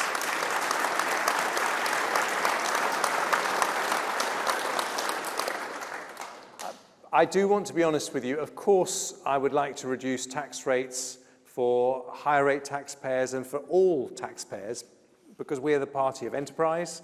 And it was a very big moment when Geoffrey Howe reduced the top rate of tax from 98% under Labour to 60%, and Nigel Lawson then brought it down to 40%, and that changed the whole climate of our country. But my priority for tax cuts would be for people on lower incomes for two reasons. First of all, because it is very expensive trying to live in London on a salary of £25,000, and lots of people do, and as Conservatives, we need to recognise that. But secondly, because we need to send the right signal about our values as a party. So if the first taxes we cut were for the wealthiest people, that would feed the Corbyn narrative of us being the party of the rich. And we're not. We're the party of everyone. We always have been, and we always will be.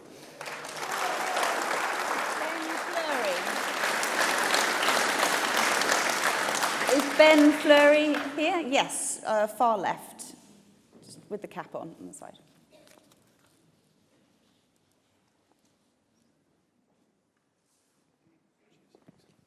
Good evening, Jeremy. In some years' time, when you look back on your career, if you had to pick one, what would be your proudest achievement? Delivering Brexit on the 31st of October or defeating Jeremy Corbyn at the next general election? Oh, well, look, we have to do both. And it's I don't want to, Ben, it's a brilliant question to ask me to choose. But the truth is that if we don't deliver Brexit, Corbyn is in Downing Street. So we've absolutely got to deliver Brexit. And we have got to defeat Corbyn because he's the most dangerous Labour leader that we've had. But you know, the difference between Conservatives and Labour, and I felt this very strongly in the Tony Blair years, for most Labour politicians, the only reason they were in politics was to defeat the Tories, as they saw it. Conservatives have a vision. And for us, what we care about is what we change. And I want us to be able to stay in power for long enough to fire up our economy, to deal with big social problems, to deal with what we've been talking about with the armed forces, to do all those kinds of things. And the thing I like about your question is you said, what would be your proudest achievement? I've always thought that in politics, don't judge yourself by how popular you are at the time. Judge yourself by how popular you are 5 years after you've left office. And people make the cool, dispassionate judgment as to whether you actually change things for the better. And I think we're the party that believes that. Tony Reid. Tony Reid. At the back there. Can you see? Good evening. bearing in mind the recent voting defeats in the House of Commons, what changes to the proposals that you may bring will result in a majority of MPs voting for any deal that you may present to the House? Thank you, Tony, and well done for keeping your jacket on in this stifling heat. The answer is we have to learn from what went wrong the last time. And unfortunately, the reason the EU stopped giving concessions to us in the negotiations was that they didn't believe that Theresa May would be able to deliver Parliament for any agreement that was made, so they thought it just wasn't worth making the concessions. So how do we get around that? I've said in my negotiating team, I would have the DUP in the team, I would have the ERG, who are the sort of Brexit purists in our own party, I'd have Scottish Conservatives and Welsh Conservatives, because we must remember the Union and the fragility of the Union. By putting that slightly larger group of people in our negotiating team, I would be demonstrating that any proposal that we made to the EU is one that we can actually deliver through Parliament. And so we will not be proposing the backstop. We know that won't get through Parliament. And we will be proposing a different solution based on the use of technology on the Irish border. And I think you can do it with existing technology, given the work that people like Greg Hands and Nicky Morgan have been doing. So that would be my approach. John Hopkins. Oh, just in the sort of to the left. Yeah, good evening. In nearly 2 hours, nobody's mentioned the name of Nigel Farage. Is Nigel forever consigned to Siberia, or is there a way of bringing him into the fold for the benefit of the country? Very important question, John. And the reason that I don't advocate a deal with Nigel Farage is because he wants a no-deal Brexit right away. And I think it would be infinitely better for our businesses, for our farmers, for our union, if we negotiated a deal. I'm willing to leave without a deal if it's the only way to leave, and I'm willing to leave by the end of October. But I think it would be better for our country to get a deal if we possibly could, and better for our party as well. The only way to defeat the Brexit party is to Brexit, and Brexit as quickly as we can. And I think if we can get a deal, negotiate a deal, that is the quickest way. But if it's no deal, then the way to do it is to prepare properly for no deal so that we minimise the adverse impacts. Clifford Palmer. Is Clifford Palmer? No? Yes? Yes.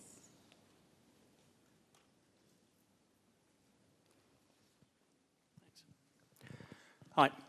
There are many MPs and the Chancellor doing all they can to betray our democratic vote to leave the EU. Will you have the courage to sack them from the Cabinet and deliver on the people's democratic vote?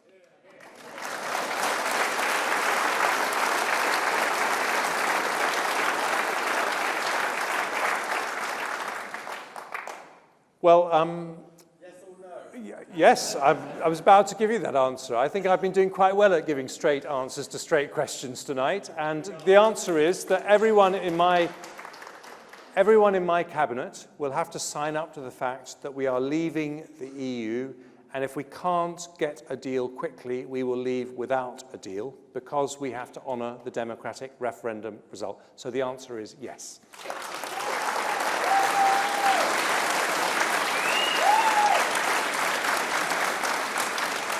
Final question from Michael Fair. Michael Fair, if Michael's here.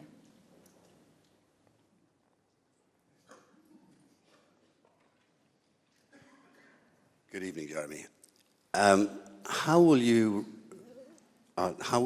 respond to the statements by Remainers and sadly most of the media that a no-deal Brexit leads to chaos, catastrophic results, huge job losses, economic contraction, when all the evidence seems to point to the fact that it is not quite as bad as people are pointing, and preparations are being made?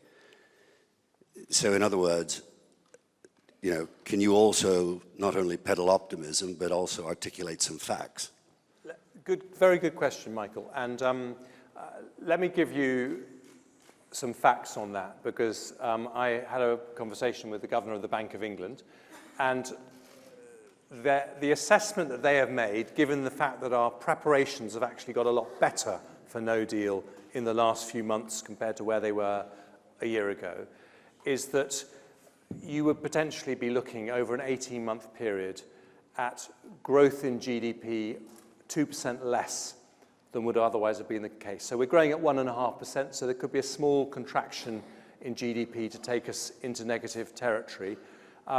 We should never minimize any contraction in GDP, but we should also recognize that we have coped with bigger contractions than that in the past. So I think the answer to your question is not to say there aren't risks with no deal, but if that is the way we show that we really are a democracy, if we make the right preparations, then we can make sure that we get through a no deal, and it's a terrific success. And as this is the last question I'm going to answer tonight, I just want to do something that I haven't properly done, which is ask you to give a very big thank you to Hannah, because she's heard some of these answers before as we've done the round. So thank you very much, Hannah. We are actually out of time now. Thank you for all your questions. Foreign Secretary Jeremy Hunt, thank you very much indeed. Thank you very much. Thank you.